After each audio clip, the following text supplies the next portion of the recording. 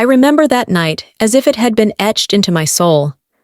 My birthday was supposed to be a quiet, uneventful evening, a simple dinner with my wife, Clara, and a small glass of whiskey to mark another year of life. I had anticipated nothing more than a peaceful night at home, illuminated by the soft glow of the dining room light, accompanied by the gentle murmur of conversation. If you love your mother, please subscribe this channel. But as twilight deepened into dusk, the tranquility I had expected was shattered by an unexpected sight, one so grand and disconcerting that it left me frozen in place. In the center of our driveway, gleaming under the fading light, stood a brand-new red Mercedes-Benz.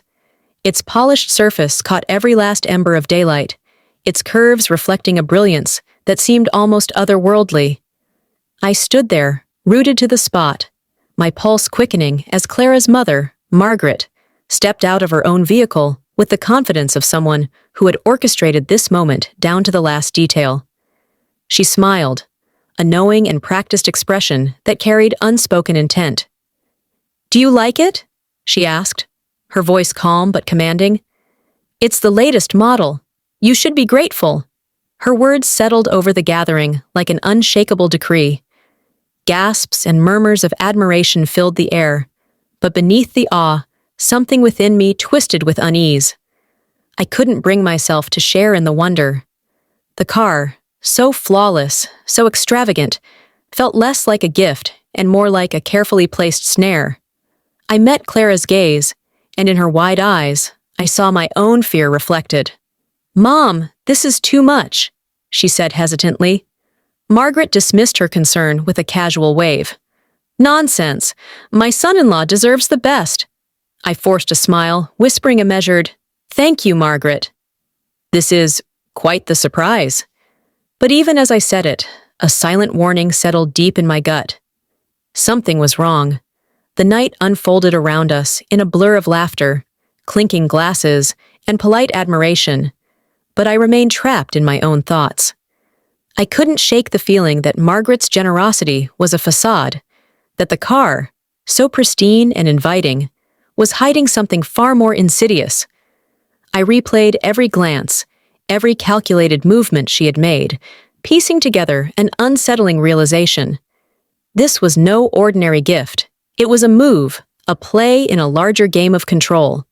My birthday had become something else entirely, a turning point, a moment of clarity. Every act of kindness from Margaret came with an unseen cost, and I feared this one would demand a price I wasn't willing to pay. As the night stretched on and guests slowly departed, I clutched Clara's hand tighter. Beneath the warmth of our home, beneath the veil of celebration, I resolved to uncover the truth. I would search through the layers of deception, pick apart every smile and gesture, until I found the hidden strings attached to Margaret's gleaming gift. And then I would cut them. The truth revealed itself sooner than I expected. We stood in Margaret's opulent foyer, the air thick with confrontation. Her carefully composed smile wavered as she stared at the documents in my hands. "What is this?" she demanded, her tone sharpening. Clara, standing beside me, swallowed hard. Her voice trembled, but she did not waver. "You lied. The car was in an accident. The engine is unstable." Margaret's expression flickered between irritation and disbelief. "You're being dramatic," she scoffed, waving off the accusation as if it were nothing more than a misunderstanding.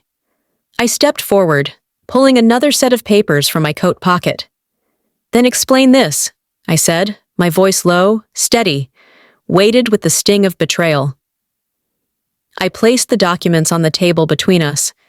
They detailed a covert surveillance system, one hidden within the car, transmitting every movement, every conversation to an external device. Margaret's device. Silence fell over the room, thick and suffocating.